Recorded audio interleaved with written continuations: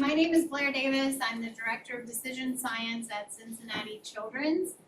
Welcome to the second talk for today. Hopefully you had a great first one, and we'll keep the ball rolling here with Jonathan Paul. He's the VP and Director IT, AI and Data Governance at Fifth Third Bank. Thank you for joining us today. With over 18 years of experience at Fifth Third, Jonathan has a seasoned expert in risks management, lean data management, and the responsible application of AI, which we continue to say how important that part is, right? Jonathan is passionately focused on creating effective and sustainable governance framework that align with smart risk management, delivering significant value to the organization. At Fifth Third Bank, Jonathan played a pivotal role in establishing the industry-leading data governance framework built by highly motivated stakeholders in an agile environment. Leading with data management as a core pillar of the overall data strategy for the bank, they're helping drive a culture that is aware of heightened expectations for managing data while creating a desire for enhanced AI technology, not only increasing productivity, but accelerating business outcomes. Help me welcome. Good morning. Thank you very much. Honored to be here alongside such really brilliant minds. Jeff Schaefer has a keynote later on. I'm a huge Jeff Schaefer fan, so I might drop a couple of references throughout this as well. So really happy to be here. Solving the new Rubik Cube. What was the inspiration behind this? Quick disclaimer, none of this data is real. It's all fake, made up just for illustrative purposes. What was the inspiration? Back in January this year, I was leading our data banking function, and I was the person with the opportunity to start up AI governance at Fifth Third Bank. A lot of activity, a lot of hype, a lot of interest. What are we going to do with it? Where is it at? Where are we already going with it? Where can we take it? And I actually had a kind of a New Year's resolution. I wanted to solve a Rubik's Cube this year, so I bought one. I had it on my desk, and in the spare time, I was just kind of toying around with it. Spoiler, I didn't finish it, and it's actually missing off my desk. There's a search party right now, actually got to for it. It's still missing. But it actually got me thinking, because as I was thinking through these concepts and playing with Rubik's Cube, it was really apparent from building other governance programs just how intentional you have to be with every move. The downstream impacts of one decision is another twist, and then before you know it, there's something you haven't thought about. The challenge with AI is half of the squares are just, not even all of the colors have formed on the Rubik's Cube, so we twist, we think we've got like 3 or 4 sides ready to go, and then there's something that comes up that's unknown. And that's really where we're at today. So without further ado, is it the new, just Google it, right? One of my colleagues first yesterday actually said, I'm so sick of hearing did you ask ChatGPT, right? With every question that they ask, right? Did you go out and self-serve through Microsoft Copilot? This took me back, however, my early college days, early 2000s. It was kind of a controversy, like, oh, did you Google? Some professors were like, you should go out and Google it. Others were like, no, you can't do it. Don't do Wikipedia. Where's it at? Feels a little bit similar, right? Like how are we using it? I'm a proponent of, I think you should go out there and Google it, right? Or whatever the ChatGPT, whatever the phrase becomes, because it actually is an answer. I use it every day, multiple times a day, personal and professional. Do you guys use a version of a chatbot? Probably, we all do. Personal productivity, and that's kind of the easiest way to get started, right? Tell people what you do in your daily lives to make things interesting. And just whatever, right? Here is my interesting experience with it. Here's a handwritten note from my wife, pulling UC, so she's a grad student from UC here. We're going on vacation in June. This was a list. It's a lot longer than this, and in front and back, multiple pages. She's a big handwriter. So here's your list of things you need to do for a pleasure. I said, okay, great. I do nothing handwritten. It's all digitized. So I was like, okay, I'm going to turn this into a note so I can check them off as I do. I put it in back in June in Microsoft Copilot at the time. Just snapped a picture on our kitchen counter. Said, convert this to text. Super simple. I'll let you take a look at it. So you did do a great job. There's one that stood out there that caught my eye, and it was instead of doing the kids' laundry, it said take the kids' clothes to Goodwill. that would have really turned out bad had I not actually read the note and knowing what it said. That was a real example. Like, I don't know where that came from. Nowhere in the note did it say Goodwill. It actually missed a couple of them too. In the larger text, I actually did this yesterday. I had the same picture on my phone, and I was like, I'm going to try this again. Threw in ChatGPT, and it got absolutely perfect. And that's how quickly these are changing. Right, and so just a art opportunity here. Be careful, right? I love the little AI generated content may be incorrect. Know the inputs, understand the outputs. So another key question I'd like to ask, and you can extrapolate this into corporate life too, is like, was AI even needed to solve this task? This is kind of a fun example. I could have, I guess, just sat there and typed it into my phone. There may be other opportunities, but I think that's something we have to always ask ourselves too, with the hype going on. Is AI the right solution for the problem? And that could go across whatever types of subgenres of AI too. Let's not overcomplicate it. Let's start simple. Go from there. So you have a little bit of that from our use case study here. Talk about real life use case, right? Something we're looking at here at Fifth Third Bank. Technology deployment strategy, where do you start? How do you get there? And then AI governance, everyone's excited about this one. We won't lose anybody when we get there. A little case study on AI governance. Myriad of challenges when it comes to AI. We know about ethical frameworks, regulatory policies, really kind of the lack of regulatory policies right now. We have NIST, we have some other things that are some guardrails. Kind of severely limits where we think we can go, what we can do.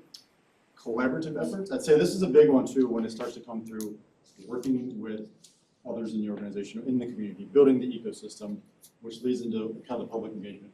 I also sit on the Cincinnati AI Catalyst. We meet monthly at UC here in the Digital Futures Building. And it's all about expanding just awareness to the community. Elementary school students, teachers, government agencies, startups, large groups. How can we all work together? What is it? How can we use it better? Make sure no one's left behind in the revolution that is coming, right?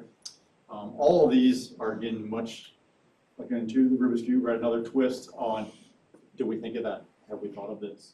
Can we talk about ethics? I sit on the bank's ethics board for how we incorporate ethics. Our ethics will be our ethics regardless of using LLMs or not. That shouldn't change the way we view ethics, at least on the mindset. When you make those decisions to use this, how does it challenge those? Just because we can do it doesn't mean we shouldn't do it, right? There's a lot of that going around too, right? Like, oh, we can do this. Have you seen this? This is really cool. Get us there real fast. It can, take over these operational processes. Let's ask ourselves, just because we can, should we do it? Start to get into this ethical mode as well. Let's jump into a contemporary AI use case. So this is really where it starts to become live. Commercial loans. So a big part of the business at Fifth Third Bank. One part of these are syndicated loans. Not, kind of sounds like some kind of mob thing going on, but it's really where there's large loans with multiple banks in different positions. So say to build a giant office building, something that one bank isn't going to finance totally. So we do a lot of these deals, and there's typically a lead bank. So if you think of like your home mortgage, right, there's a lead position 1, lean 2 for your equity, kind of something like that, somewhat similar. What makes these complex is, well, there's multiple banks owning loans. You can kind of think of the complexity of like, well, who gets what rate, how does the payments work, what happens when the rate changes, the bank that's in the lead can make decisions, and those have to cascade down to the other banks.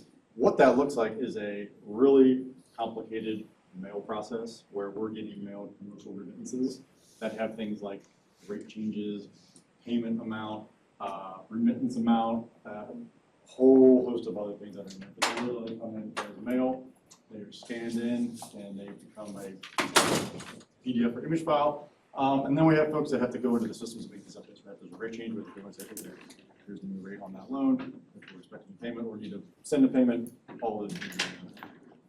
Again, made up, but kind of what would that look like, right? If we had a lot of these loans coming in on a monthly basis, like 14,000, right?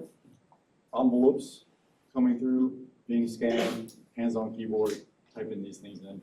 Totally across the board format. There's no standard format from all the banks and all the financial institutions that are participating in this. We got PDFs, TIFFs, Words, Excel, just in the email body itself, right? And so these all have to be ingested and then just manually looked at.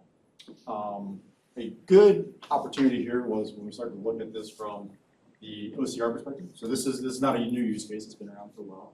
Try to tackle it a couple of different ways. varying complexities, very, say, lack of from the OCR capabilities at the time, or the ability to kind of do some of this in-house. Some of those would be the contextual understanding.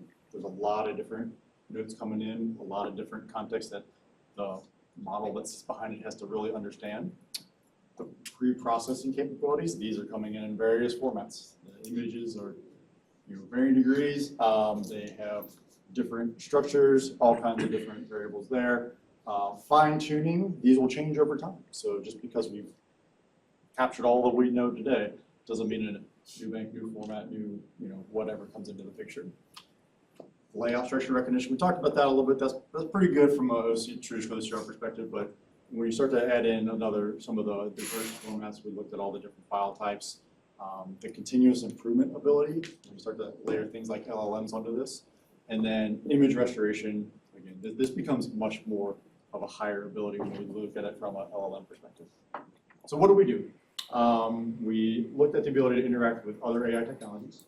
We took a sample document, any one of these that comes in, and then we started to understand what would a prime and a prompt look like. I know these are very small, but basically what it is, there's varying versions of this. We kind of let our data scientists take a look at this first and say, okay, how would you try to extract data, train up from the business, what are they actually doing, and then start to create some primes and prompts, right? So train it to be an AI assistant that works with their bank to extract information from these notices.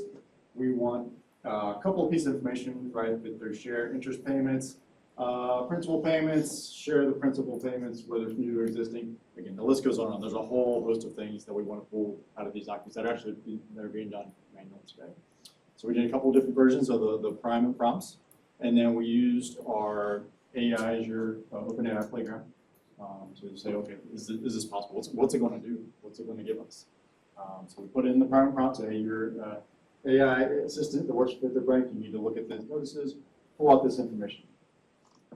They started working. A little clunky. Formatting was kind of all over the place. Wasn't really giving us what exactly we wanted to do. Had to do a couple more different versions of the prompts. You saw the V2 in there. And then we started realizing, okay, we need to have this structured in a way that we may be able to pick up with some other mechanism to make those updates in the system.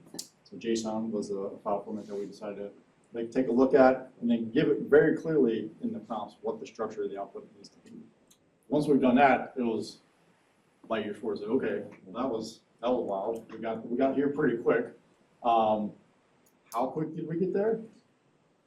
It was 8 hours of one person's work to really go through that all of the different formats, test it, continue to pump those in there to see what that would look like. So that's number one. From just a backup, that's part one of the puzzle, right? So now we've got these manual files coming through the mail, imaged. They're in a structured format. They have to get to the system somehow to make those updates so we don't have things on the keyboard. Just taking some industry averages, right? We look at like RPA, and this is where we're interacting with other parts of the business. So intelligent automation, how does it come in, finish the play where the LLM picked up and take it to the finish line? That's the standard, like 6 to 8 weeks to build that, right? So there's some cost involvement to finish the play. But we look at it just from like, well, what are we actually doing hands on keyboard? Like over 1,000 hours a week. Just taking industry averages on what that would cost, right? 24 days. Industry average on the cost side, right? So you got to take those into effect too. Developer expenses on the model, right? The monthly LLM expenses from a compute power. These aren't highly complex, right? So this is pretty basic things that we're asking you to do. The bot deployments, fairly expensive still on a bot deployment, and then bot maintenance, for fairly low complexity, not too bad. This would be an unintended bot. We just kind of pick these up from the LLM, update those in the system.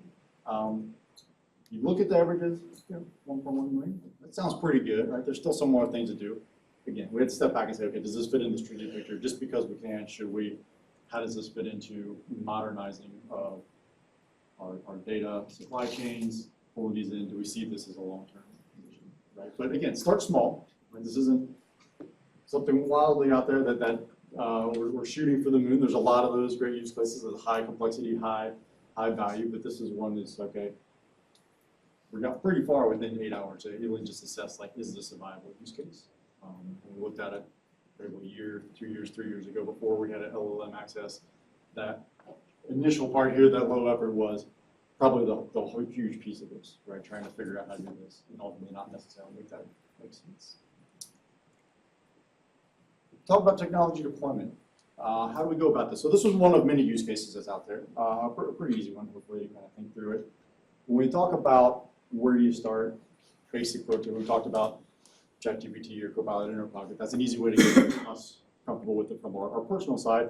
It's no different in the corporate side, right? How do we get our employees to feel good about how do we get our compliance individuals to feel that we're doing things in compliance, security, architecture, kind of all of the above, right? How do we make sure that we're not changing how we're looking at some of our core business processes and making decisions for our customers, right? Keeping our customers safe is a humongous goal of ours. So we think of it like, well, it's just some personal productivity. What could you do with a closed chat bot that has no access to your documents, that is static, that has no prompt history recognition? That gets you kind of a low barrier to entry to get a lot of stakeholders comfortable with it. But then it also starts to open up, well, what can we actually do with these? And that's where the enhanced productivity comes in. Again, these are more off-the-shelf kind of offerings. We're not building this from scratch as a corporation. We want to take advantage of our relationships that are out there, that folks that are doing this. So it looks like very targeted, like deployments when we think of like GitHub Copilot, so code acceleration, M365, right, the Office Suite integration, right, for some of our heavy Office users, and then like Power BI Copilot for some of the data visualizations. I'd say these are all in kind of various degrees of maturity, but this is an easy way to say like off-the-shelf, pre-existing relationships with large vendors to help understand, even maybe pilot some of these opportunities. The chasm to really go through is where you talk about deployment, R&D. So that's kind of what we really talked about. So it's true in the use case with like the OpenAI playground. Like how do you establish those playgrounds, make those available to the right individuals, like our modelers, the data scientists, the folks that are on current machine learning and other type of opportunities today, to get there and just test it, see what is the art of the possible, right? Kind of low dollar investment to really show that. Then turn it on, make these deployable AI solutions. This is where we get to how are we impacting our internal business processes in a way that we could never do 2 or 3 years ago.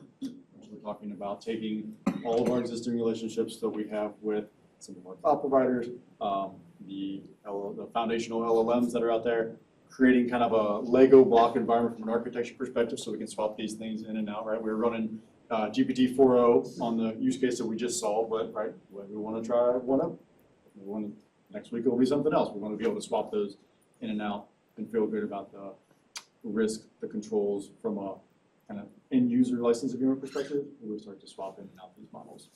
Build versus buy, that's a huge component of this too. Like that's nothing new, but this accelerated here in this area. We're a bank, we're not a large language model producer, right? We're not going to turn on the lights tomorrow and say, we're going to build an LLM. There's plenty of those out there. How do we start to look at that continuum of what pieces will we buy, what pieces will we actually build from a technology organization?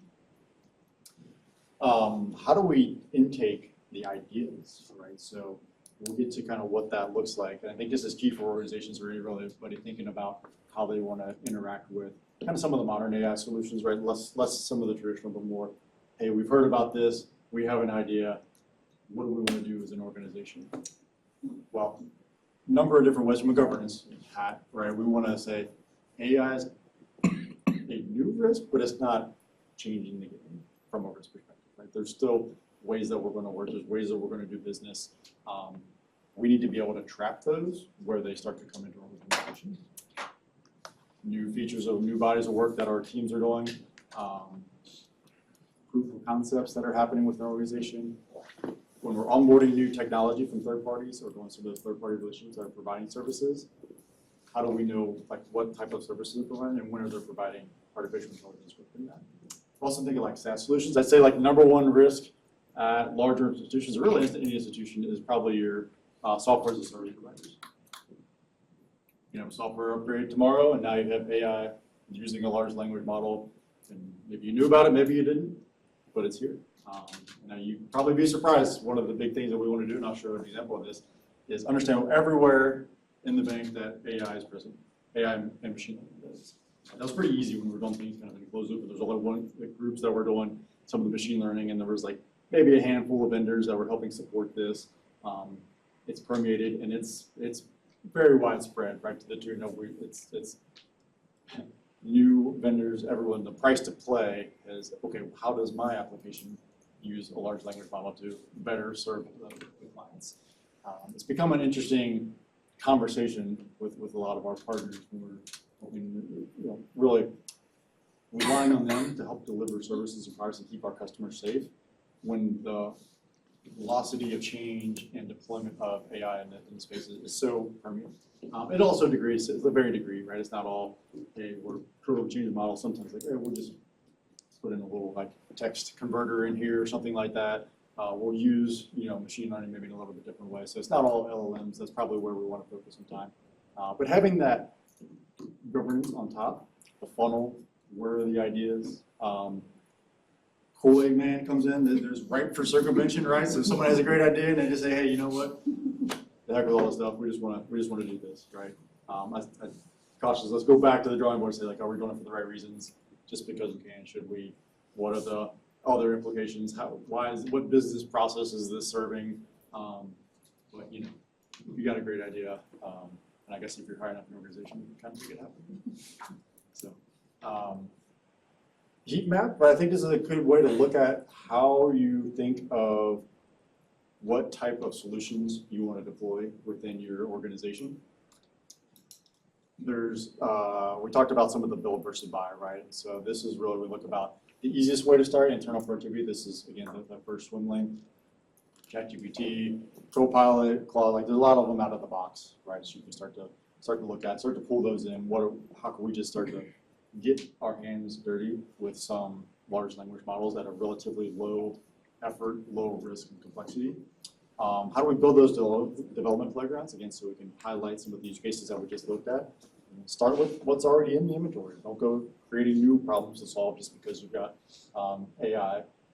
How do we then pivot to look at, these are more like some of the SaaS providers and things of like unique niche opportunities that are out there, like AI legal assistance. This is really cool things that I'll show you where there's software providers that'll act like opposing counsel that's powered by an LLM. So you can go in and, here's our position, and it's going to kind of challenge you with that. I think there's a lot of opportunity there.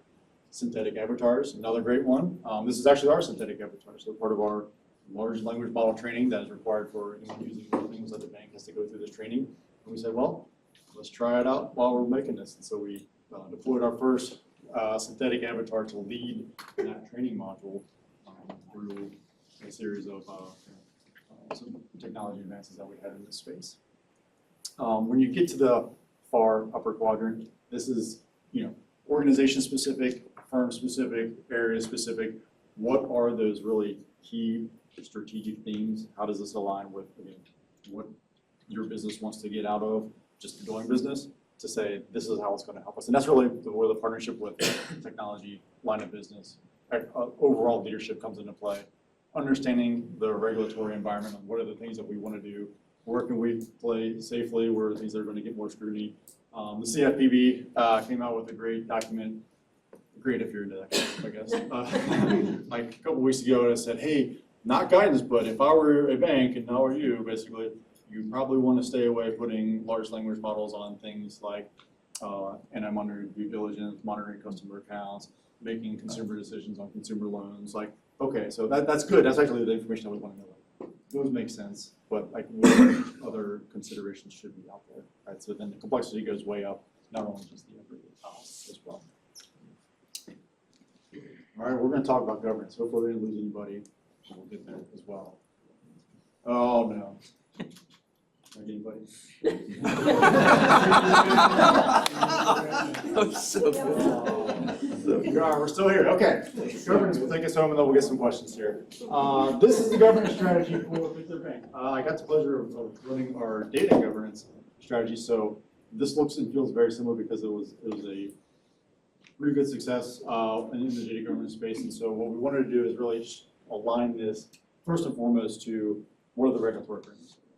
So the open book test. NIST is kind of the clear leader. We're actually starting to see more and more things point that NIST will be the overarching framework when it comes to AI. They have a great generative AI profile document out there as well. So this gives us a really solid foundation when we think of like, well, if we map to a lot of these and we start to fill in the gaps of where we want to go, this seems to be the best running place.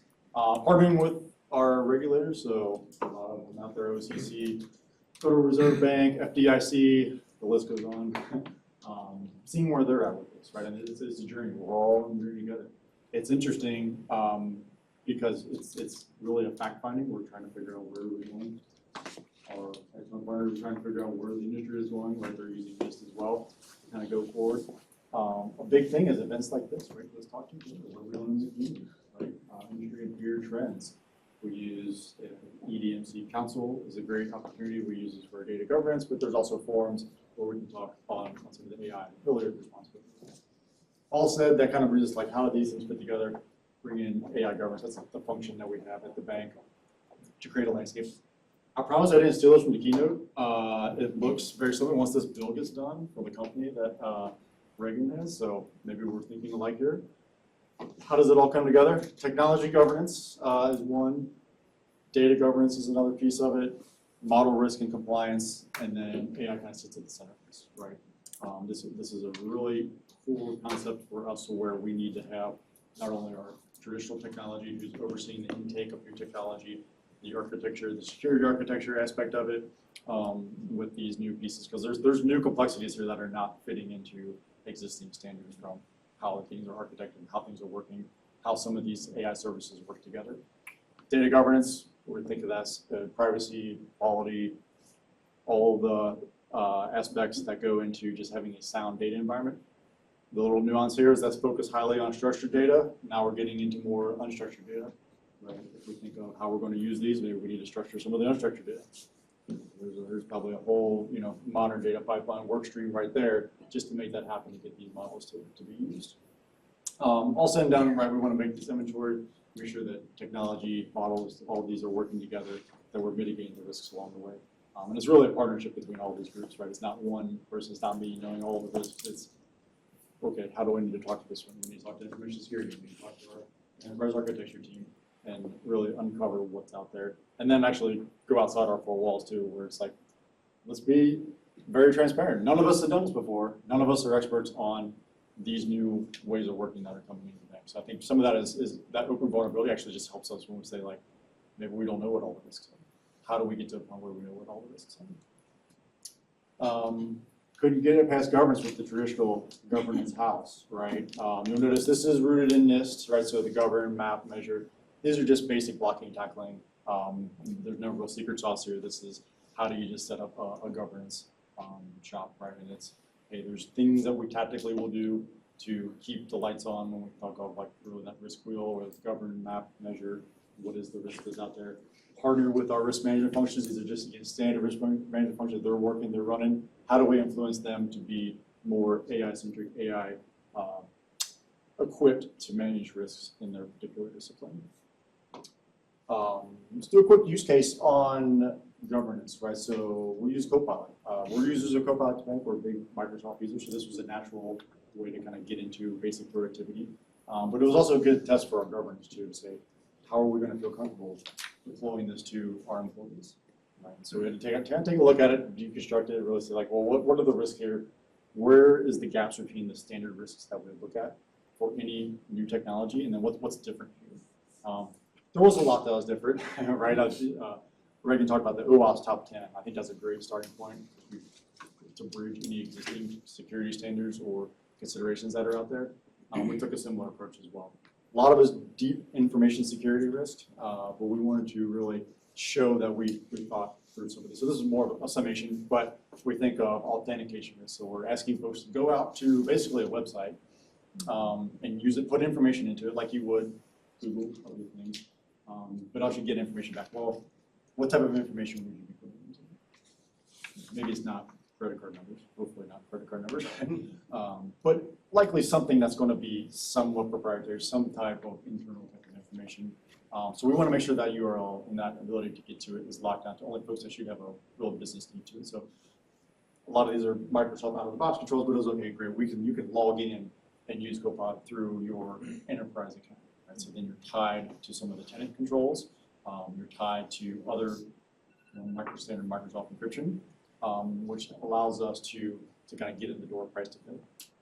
We think of like model training risk. This is a big one that's out there. Well, the model's going to get trained on the data that we're putting into it, and then it's going to be part of the output, and someone else uses it. And And the initial versions of Copilot, it was kind of a one use out there, and so everybody was using these kind of same URL under the different accounts. So like, yeah, that'd be a big risk if another organization all of a sudden pulled out our bank's, private information. The good news is, right, they're running ChatGPT behind the scenes here, but these are static models. They're not training any of the models, so that was a good way to like, hey, at least as we're getting into this to resolve some of the concerns that would be around someone enters a prompt. How do we know that the model, someone uploads a document?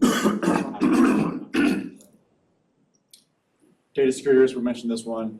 Copilot has some great kind of prompt injection controls off the get-go, right? If you put in a social security number, or you try to put in other types of information, it's going to return and say, it's not even going to read, I'm not going to interact with this data, right? So there's a lot of things that we didn't have to do out of the box. We can just say, okay, we feel comfortable being able to use this. It's not connected to another system, so data exfiltration, things like that we'll get into, data leakage, not something that we're overly concerned with the way this is set up. Additional controls on top of that, we did want to make this like user specific, so we just say we didn't go, hey, everyone in the bank, go use Copilot, right? Some additional things that we wanted to do is limit access to the URL to those that have taken our training.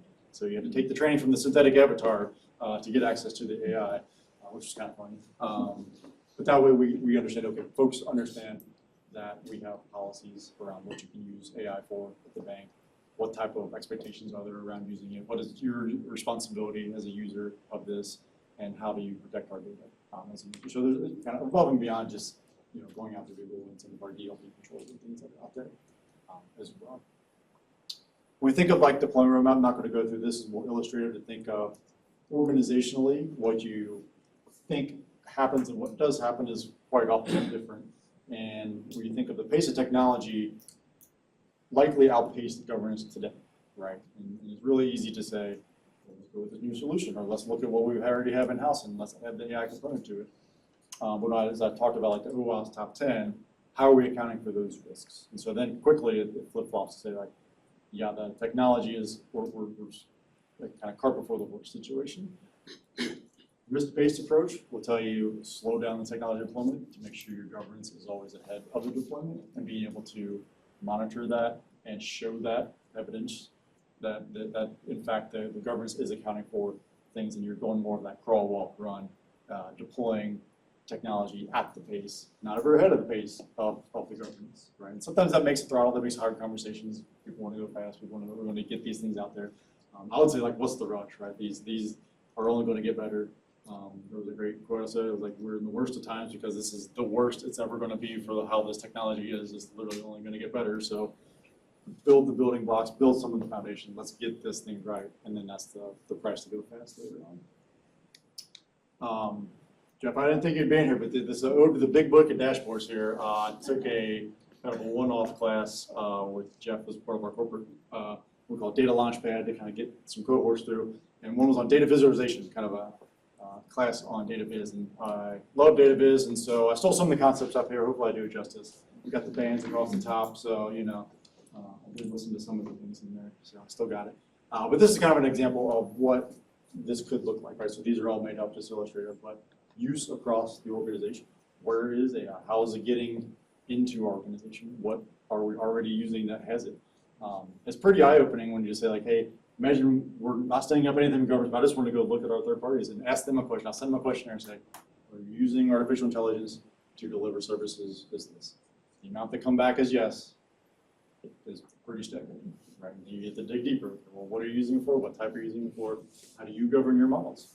How do we know that the data that is going into those isn't training that model, right? So it's like this like level of complexity. Now they're dealing with fourth parties, which are the foundation models.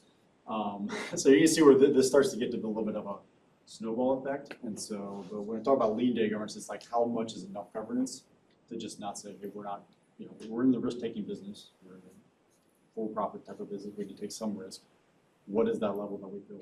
Right? So first, step one, identify where it is, what applications have AI as part of the technology, what third parties have artificial intelligence, what models are we running that run on ML, AI, and then who has access to it. Right? So those are kind of some of the key dimensions that we look at to say, like, this is basically the use profile. Where do we snap the line to say, this is too much, not enough, we feel like we need to take on more, those type of things. Training, talked about this one a little bit. So we have an in-house synthetic avatar delivering our generative AI training. We did partner with the University of Cincinnati, so Jeff was great to teach 100 people, I think we put through that cohort, generative AI business, a partnership between the third and UC for this. Rave reviews, right, so really key business folks, leaders across the bank to say who do we want to get the tip of the iceberg to then help deputize the, what is this, demystify some of the kit resources out in the organization, where are things going, just to understand the landscape more than just self-taught learning, right? So those are some of our core tenets we think of, where we're going on the journey. I'll leave you with some of my non-negotiables, right? We're all figuring it out. The Rubik's Cube here says it all. Keep the customer safe, number one. That's what there. Might as well forget about what we're talking about. If anything causes harm to the customer, we've gone outside of our core values, our mission, our ethics, all of those type of things. Align the core values and ethics. So again, that's align with keeping the customer safe. So what you're doing today, challenge those in terms of AI. Right? It should still remain the same. There should be vast differences. There may just be nuance, but you shouldn't change your ethics because of AI. Safeguard our future. I think we owe it all. I won't bring out any Terminator 2 or Skynet references, but what's the long-term impact, right? And do we know how this will be leveraged, used? Do we know enough to actually make that decision today? Yes, so those questions are real questions to say, yeah, we feel 100% or enough to make that decision when we go forward. Does it align with our current priorities? Because again, this is AI for AI's sake. We think of, well, this is cool to do. The Kool-Aid man comes in and says, wow, look at this cool new thing that solves a problem we didn't know was a problem because it's AI, and then we can say AI in our quarterly filing or something. Not that happening. But does it align? Like, are we actually trying to solve, or are we changing our business model because of AI? Interesting question to ask. Cautious of the hype, right? I get to play like pessimist and optimist, being in the governance side. Like, yeah, that's cool, what we want to do and keep doing stuff. Okay, let's pump the brakes when we need to. There's a lot of things out there. I think we still need to, as an ecosystem, push forward. But I think we also want to not overcommit when it comes to what are the things that this can do, knowing that there's a lot of evolution still left on the table when it comes to this. A lot of resources out there. I won't bore you with all these. I mean, these are probably outdated. These are like 2 weeks ago, so brand new ones out there that are even better than this. But someone comes to me and says like day one, like I've never used this. I don't understand what it is. How do I get started? LinkedIn Learning is a great spot. Microsoft has a lot of good stuff. We're going to use it. For if it's someone that works with me that works with Copilot, those are all there as well. My contact's there. Love for you to reach out if you got any feedback or questions or continue the conversation. But thank you for your time and love to take any. I think we have time for questions. Yeah.